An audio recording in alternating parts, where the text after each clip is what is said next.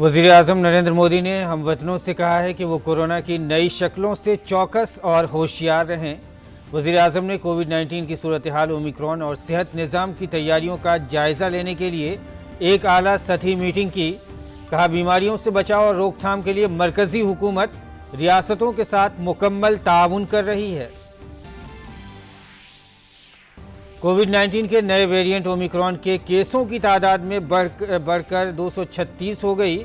मध्य प्रदेश हुकूमत ने मौजूदा सूरत हाल की जायजा मीटिंग में रात का कर्फ्यू नाफिज करने का किया फैसला। कोविड-19 वबा के खिलाफ मुल्क भर में वैक्सीनेशन के तहत अब तक 140 करोड़ 24 लाख से ज्यादा हुई टीकाकारी। इलेक्शन कमीशन की टीम आइंदा असेंबली इंतखाबात की तैयारियों का जायजा लेने के लिए उत्तराखंड के 2 रोज़ा दौरे पर। चीफ इलेक्शन कमिश्नर के साथ मौजूदा टीम ने मुख्तलिफ सियासी जमातों के नुमाइंदों, जिले इंतखाबी अफसरान और पुलिस अफसरान के साथ की मीटिंग। आज चीफ सेक्रेटरी और पुलिस डायरेक्टर जनरल से करेगी मुलाकात। मुल्क के तैयार करदा high speed expendable aerial target heat अभ्यास की कामयाब आजमाइशी परवाज। वज़ीर दिफा राजनाथ सिंह ने कहा कि यह तजुर्बा साइंसदानों और सनत के दरमियान हम आहंगी का है अहम सबूत।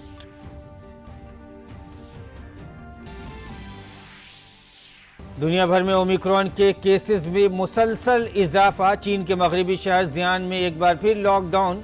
अमेरिका में सदर बाइडेन ने कहा कि वैक्सीन की दोनों डोज लेने वाले अमरीकी मना सकते हैं तातीलात। बरतानिया के वज़ीर आज़म का ओमिक्रॉन के हवाले से कौमी टेस्टिंग मुहिम पर जोर।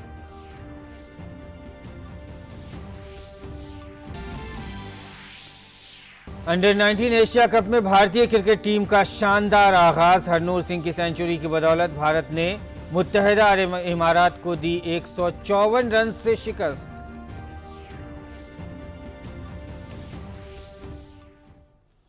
नाज़रीन आदाब, उर्दू खबरनामे में आपका खैर मकदम है। मैं हूं आपके साथ मसरूर फैजी और आइए अब खबरों पर तफसील के साथ नजर डालते हैं। वज़ीर आज़म नरेंद्र मोदी ने मुल्क भर में कोविड-19 की सूरत हाल, ओमिक्रॉन और सेहत निज़ाम की तैयारियों का जायज़ा लेने के लिए एक आला सतही मीटिंग की सदारत की। वज़ीर आज़म ने कहा कि नए वेरिएंट के पेश नज़र हमें चौकस रहने की ज़रूरत है। वज़ीर आज़म ने कहा कि यह यकीनी बनाएं कि ज़िली सतह से काम शुरू करके रियासतों में सेहत निज़ाम को मजबूत किया जाए। वज़ीर आज़म ने इस बात पर जोर दिया है कि फौरी असर से ट्रेसिंग जाँच में तेज़ी, टीकाकारी में तेज़ी लाने और सेहत के बुनियादी ढांचे को मजबूत करने पर तवज्जो मरकूज की जानी चाहिए। मीटिंग में तय किया गया कि बढ़ते मामलों और कम टीकाकारी वाली रियासतें जहां सेहत का बुनियादी ढांचा नाकाफ़ी है, वहां मरकज़ी टीम रवाना होगी। वज़ीर आज़म ने अफसरान को आला सतह की चौकसी बनाए रखने का हुक्म दिया है। उन्होंने मरकज़ को पूरी हुकूमत नज़रिए के तहत कंट्रोल और इंतज़ामिया के सेहत आम्मा और इक़दामात की उनकी कोशिशों की हिमायत के लिए रियासतों के साथ बेहतर तालमेल के साथ काम करने का हुक्म दिया है। मुल्क में कोरोना के नए वेरिएंट ओमिक्रॉन के मामलों में इजाफा हो रहा है। वजारत सेहत के मुताबिक मुल्क में ओमिक्रॉन के कुल मामलों की तादाद बढ़कर 236 हो गई है। महाराष्ट्र और दिल्ली में ओमिक्रॉन के सबसे ज्यादा मामले दर्ज किए गए हैं। महाराष्ट्र में 65 मामलों की तस्दीक हुई है, वहीं दिल्ली में अब तक 64 मामले मिले हैं। इसके अलावा तमिलनाडु में ओमिक्रॉन वेरिएंट के मरीजों की तादाद 34 हो गई है। वज़ीर सेहत सुब्रमण्यम ने कहा है कि सभी मुतासर अफराद का अस्पताल में इलाज जारी है। इस दौरान तमिलनाडु के चीफ सेक्रेटरी इराई उम्यू आज वीडियो कॉन्फ्रेंसिंग के जरिए अफसरान से बात और चीत करेंगे और सूरत हाल का जायजा लेंगे। वहीं कर्नाटक में ओमिक्रॉन वेरिएंट के 12 मामलों की और नए मामले जो आए हैं उसकी भी तस्दीक हुई है। उसके अलावा रियासत में ओमिक्रॉन वेरिएंट के कुल मामले अब 31 हो गए हैं। मुल्क में कोविड-19 के खिलाफ मुल्कगीर सतह पर टीकाकारी का काम तेजी से जारी है। वजारत सेहत के मुताबिक मुल्क में अब तक 140 करोड़ 24 लाख से ज्यादा टीकों की खुराक दी जा चुकी है। वहीं टीकाकारी मुहिम के 342वें दिन शाम 7 बजे तक 51 लाख से ज्यादा वैक्सीन की खुराक दी गई हैं। सेहत और ख़ानदानी बहबूद की वजारत आज शाम नई दिल्ली में कोविड-19 वबा और टीकाकारी पर की गई कार्रवाइयों और तैयारियों पर प्रेस कॉन्फ्रेंस करेगा। सेहत और ख़ानदानी बहबूद की वजारत के मुताबिक मुल्क भर में गुज़िश्ता 24 घंटे में 7,495 कोविड के नए मामले दर्ज किए गए। वहीं दूसरी जानिब गुज़िश्ता 24 घंटे में 6,960 मरीज़ इलाज के बाद सेहतयाब हो चुके हैं, जिसके बाद मुल्क भर में रिकवरी रेट 98.40 हो गया है और मुल्क में कोविड के एक्टिव मामलों की कुल तादाद 78,291 हो गई है।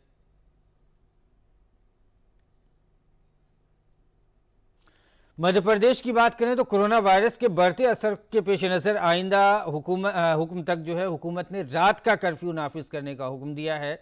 ये कर्फ्यू रात 11 बजे से सुबह 5 बजे तक रहेगा। वज़ीर आला शिवराज सिंह चौहान ने कल शाम रियासत के अवाम से खिताब किया। इससे कबल उन्होंने कोरोना इन्फेक्शन कंट्रोल और टीकाकारी की सूरत हाल का जायज़ा लिया। वज़ीर आला ने कहा है कि जिन अजला में कोरोना टीकाकारी की शरह में कमी आई है, उनके इंचार्ज अफसर इस पर खुसूसी तवज्जो देते हुए काम करें। और अगली खबर पर नजर डालते हैं। Chief election commissioner Sushil Chandra और इंतखाबी कमीशन के दिगर सीनियर अफसरान उत्तराखंड रियासत में असेंबली इंतखाबात की तैयारियों का जायजा लेने के लिए 2 रोज़ा दौरे पर जुमे को देहरादून पहुंचे।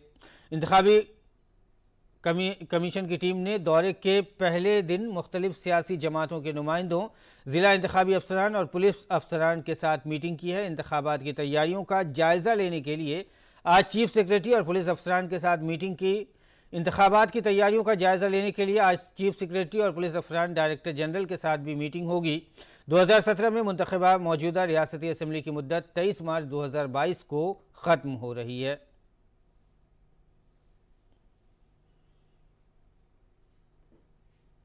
केरल के 4 रोज़ा दौरे पर सदर जमहूरिया रामनाथ कोविंद कल मारूफ पद्मनाभ स्वामी मंदिर में पूजा अर्चना की। राजभवन के लिए रवाना होने से कबल सदर जमहूरिया को मंदिर के ओहदेदारान ने रस्मी धनुष ओनाविल्लू तोहफे में दिया। मंदिर में सदर जमहूरिया के साथ मरकजी वजीर वी मुरलीधरन भी मौजूद थे। और आइए अब अगली खबर पर नजर डालते हैं। वजारत खारजा आज दूसरे अटल बिहारी वाजपेयी मेमोरियल लेक्चर का एहतमाम करेगी। ऑस्ट्रेलिया के लोवी इंस्टीट्यूट के कारगुजार डायरेक्टर डॉक्टर माइकल फ्लीलो लेक्चर से खिताब करेंगे। इस मौके पर वजीर खारजा एस जयशंकर भी मौजूद रहेंगे।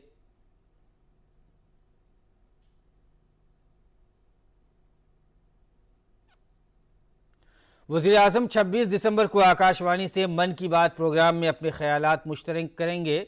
ये इस माह रेडियो प्रोग्राम का 84वां एडिशन होगा। वज़ीर आज़म ने एक ट्वीट में कहा है कि ये मन की बात प्रोग्राम इस साल के आखिरी प्रोग्रामों में से होगा। प्रोग्राम के लिए उन्हें मुतअद्दिद तजावीज़ और ख्यालात मिल रहे हैं जो मुख्तलिफ शोबों और ज़मीनी सतह पर तब्दीली लाने के लिए काम कर रहे हैं। लोगों के बारे में हैं और वाज़ेह रहे कि टोल फ्री नंबर 800-117800 डायल करके वज़ीर आज़म के लिए हिंदी या अंग्रेज़ी में मशवरे रिकॉर्ड कराए जा सकते हैं और फ़ोन लाइन आज तक खुली रहेंगी। प्रोग्राम आकाशवाणी और दूरदर्शन के पूरे नेटवर्क पर नशर होगा। यह आकाशवाणी खबरों की वेबसाइट और news on AIR mobile app पर भी दस्तयाब रहेगा। मन की बात programme Akashvani news, Doordarshan news, वज़ीर आज़म का दफ्तर और इत्तलात और नशरियात की वजारत के यूट्यूब चैनल पर भी बराह रास्त नशर होगा। भारत और यूरोपियन इन्वेस्टमेंट बैंक EIB ने आगरा मेट्रो रेल मंसूबे के लिए 25 करोड़ यूरो के कर्ज की पहली किस्त के लिए एक माली मुआहदे पर जुमेरात को दस्तखत किए।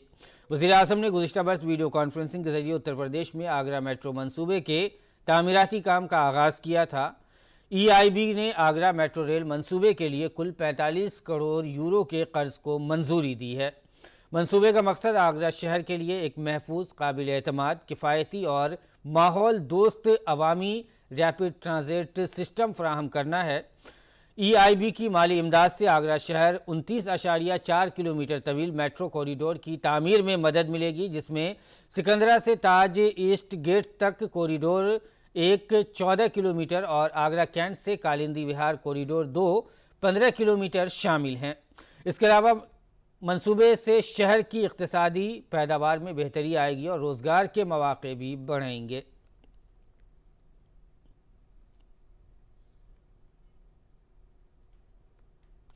चीन में कोरोना के बढ़ते मामलात और उससे बचाव की कोशिशों के दरमियान जुमेरात को मगरबी शहर ज़ियान में लॉकडाउन नाफिज कर दिया गया है। इस कदम को वुहान में कोविड की वबा शुरू होने के बाद उठाया गया सबसे बड़ा कदम करार दिया गया है।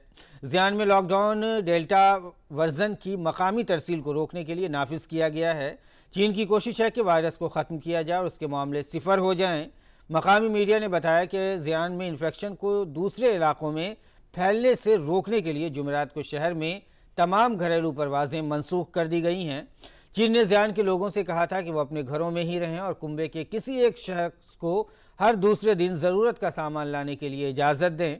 इस शहर में 1 करोड़ 30 लाख लोग रहते हैं। रिपोर्ट के मुताबिक बड़े पैमाने पर हुए टेस्ट के दूसरे दौर के बाद 14 अजला में फैले 127 कोविड इन्फेक्शन का पता चला है और ऐसा माना जा रहा है कि वायरस ने ख़तरनाक शक्ल इख्तियार कर ली है। इत्तला के मुताबिक चीन के सबसे सीनियर अफसरान में से एक और नायब वज़ीर आज़म सुन चुन लॉन ने खुसूसी इलाकों में बड़े प्रोग्रामों को रोकने के लिए लोगों की आमदोरफ्त पर सख्त पाबंदी की अहमियत पर जोर दिया।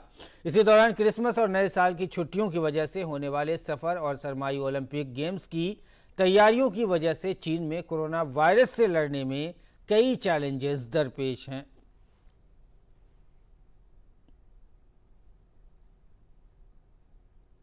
और आइए अगली खबर पर नज़र डालते हैं। पर्ले मिसाइल के कामयाब तजुर्बे के साथ तहकीक और तरक्की के दिफाई इदारे यानी DRDO ने मुल्क में बनी high speed expendable aerial target अभ्यास का कामयाब आजमाइशी तजुर्बा किया। DRDO की जानिब से यह तजुर्बा उड़ीसा के चांदीपुर साहिल पर किया गया। इसका मश्क का एक वीडियो भी सामने आया है जिसमें आप देख सकते हैं कि किसी तरह से हाई स्पीड एक्सपेंडेबल एरियल अपने हदफ के लिए निकलता हुआ नज़र आ रहा है। 15 सेकंड के वीडियो में high speed expendable aerial target की लॉन्चिंग भी दिखाई गई है।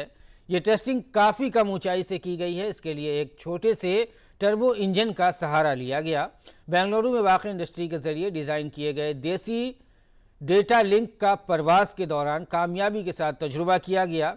एरोनॉटिकल डेवलपमेंट एस्टेब्लिशमेंट यानी ADE बेंगलुरु वाक़े DRDO तजुर्बेगाह ने दिगर DRDO तजुर्बेगाह के साथ मिलकर भारतीय मुसल्लह अफवाज के हवाई हदफ को पूरा करने के लिए इस देसी साख्त के बगैर पायलट वाले हवाई निज़ाम को तैयार किया है।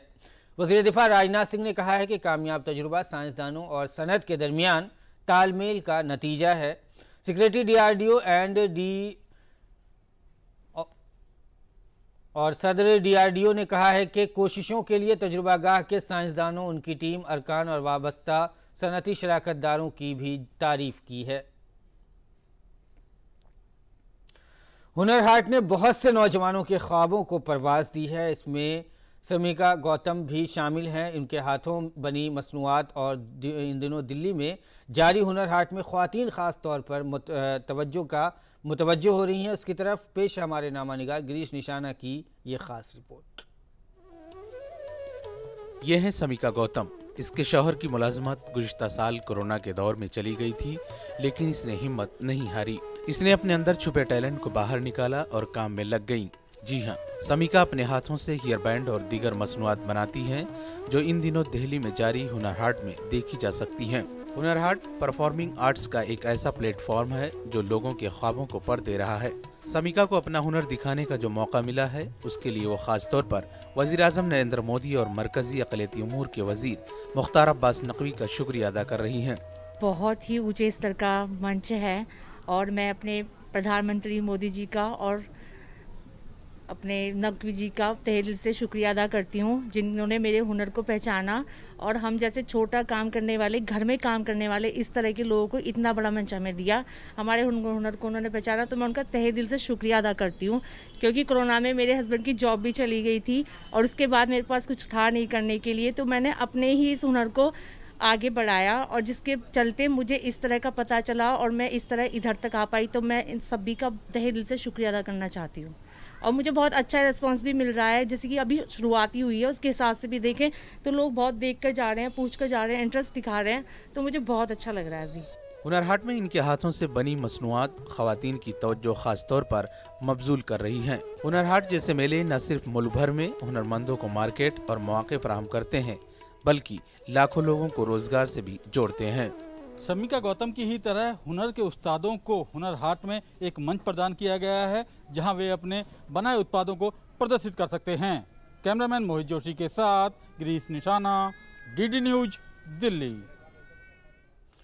All India Muslim personal law board की जानिब से journal of law and religious affairs की रस्म इजरा की तकरीब दिल्ली में मुनक़िद की गई। इस मौके पर all India Muslim personal law board के जनरल सेक्रेटरी मौलाना खालिद सैफुल्लाह रहमानी ने अपने खिताब में कहा कि कानून समाज में इंसाफ को कायम करता है और कानून हमें इस बात की भी तालीम देता है कि हम अपनी ख्वाहिशात को अखलाकी अक़दार का पाबंद बनाएं।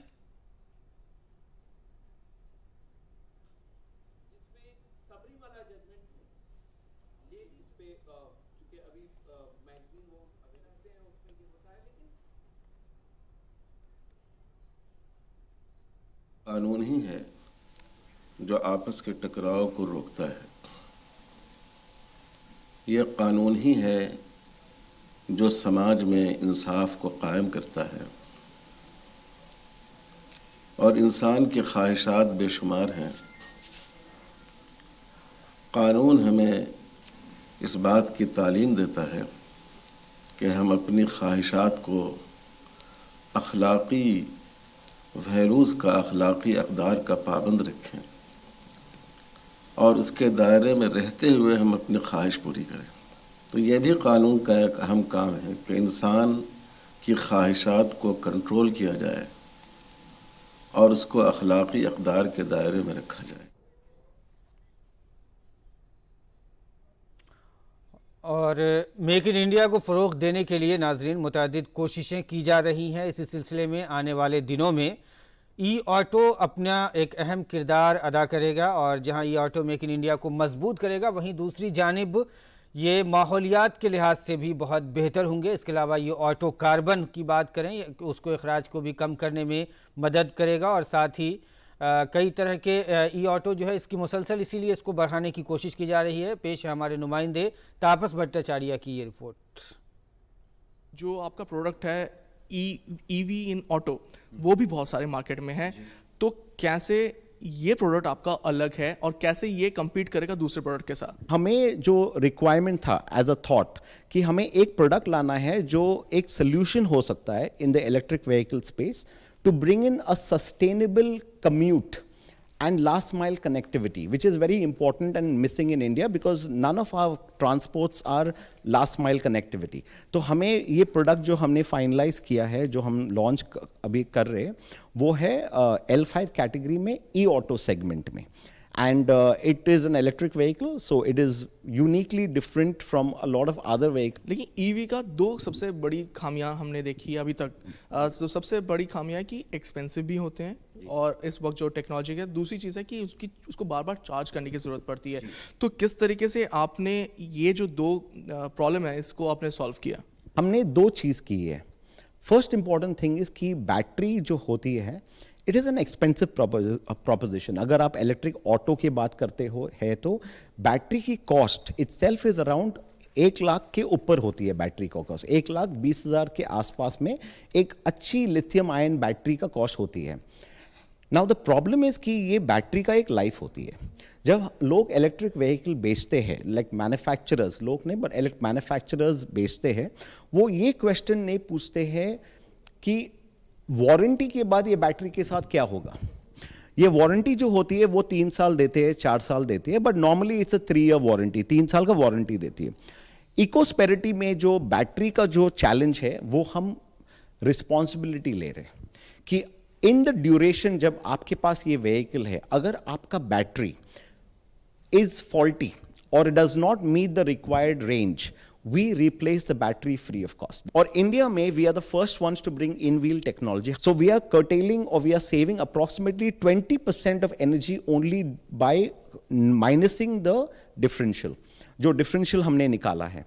Now the good part of it is that we have reduced the load by around 30 kgs. कि load को हमने 30 kg से कम कर दिए हैं और इसके लिए हमारा जो एफिशिएंसी है, we should be able to run 120 kilometres on Delhi roads. हमारा एक चार्जिंग इंफ्रास्ट्रक्चर होगा जो हमारे ऐप के ऊपर दिख जाएगा और हमारे एंटायर सिस्टम टेक्नोलॉजी बेस्ड है।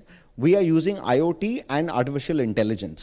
बहुत बहुत शुक्रिया हमसे बात करने की। तो ये थे गिलरॉय टिल्स जो बता रहे थे कि लास्ट माइल कनेक्टिविटी की जो दिक्कतें खासतौर से दिल्ली और एनसीआर में देखने को मिलती है और ऐसे मेट्रोपॉलिटन सिटीज़ में देखने को मिलती है, उसके लिए शायद ये ईवी प्रोडक्ट जो है बहुत कारगर साबित हो सकता है। कैमरा पर्सन राजमोहन के साथ मैं तापस भट्टाचार्य, दूरदर्शन समाचार, दिल्ली। और अब पेश है नाज़रीन दिल्ली से शाये उर्दू के अखबारात का मुख्तसर जायज़ा।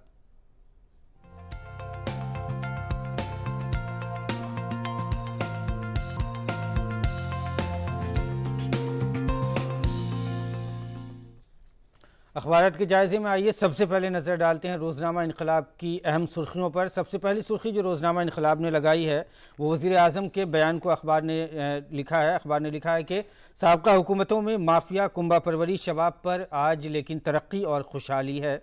वज़ीर आज़म ने यह बयान यूपी में दिया है। वज़ीर आज़म के यूपी में रैलियों का सिलसिला जारी है और गुज़िश्ता 10 दिनों में दूसरी मरतबा अपने पार्लिमानी हल्के वाराणसी वज़ीर आज़म पहुँचे और हस्ब तवक्को अपोजिशन पर जमकर बरसे।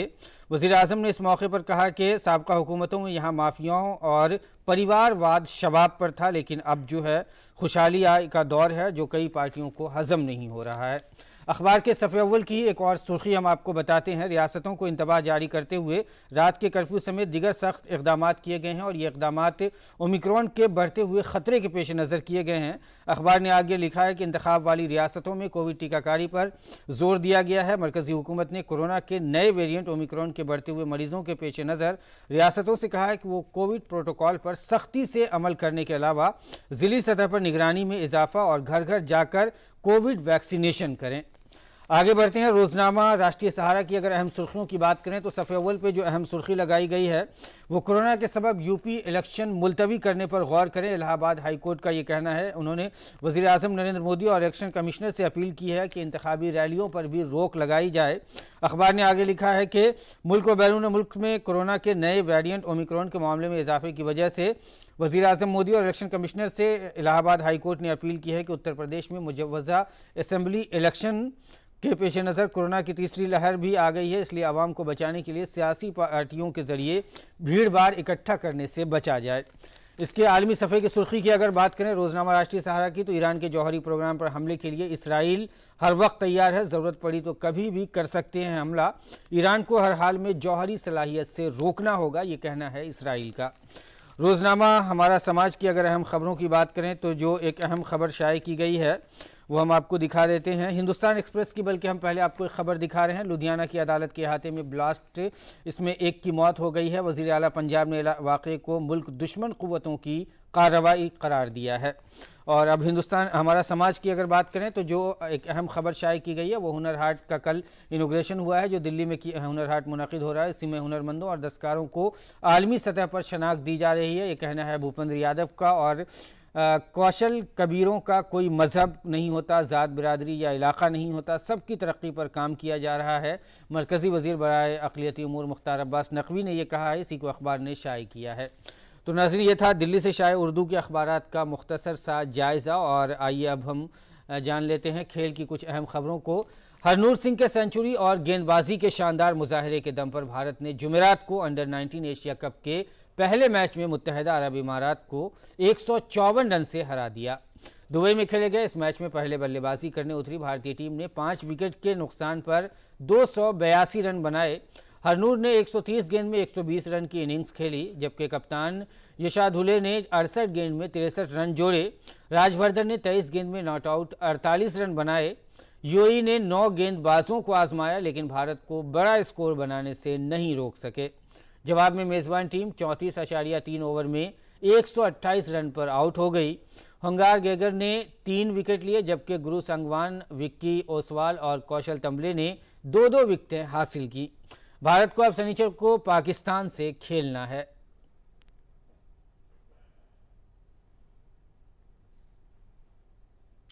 नेशनल डोप टेस्टिंग लेबॉरेटरी को वर्ल्ड एंटी डोपिंग एजेंसी ने मंजूरी दे दी है। नेशनल डोप टेस्टिंग लेबॉरेटरी को वाडा की मंजूरी मिलना भारतीय खेलों के लिए एक बहुत ही राहत की खबर है।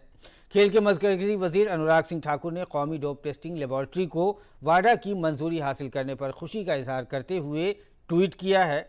उन्होंने लिखा है कि national dope testing laboratory NDTL ने वर्ल्ड एंटी डोपिंग एजेंसी वाडा की मंजूरी दोबारा हासिल कर ली है।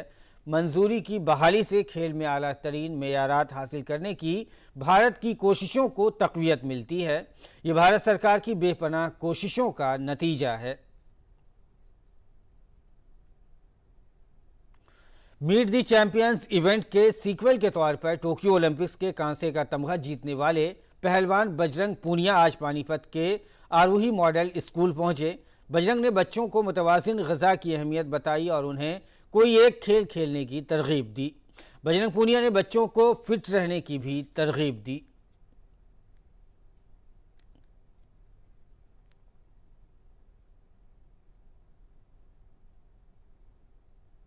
और नाज़रीन, आइए जान लेते हैं अब क्या है मुल्क के मौसम का मिजाज।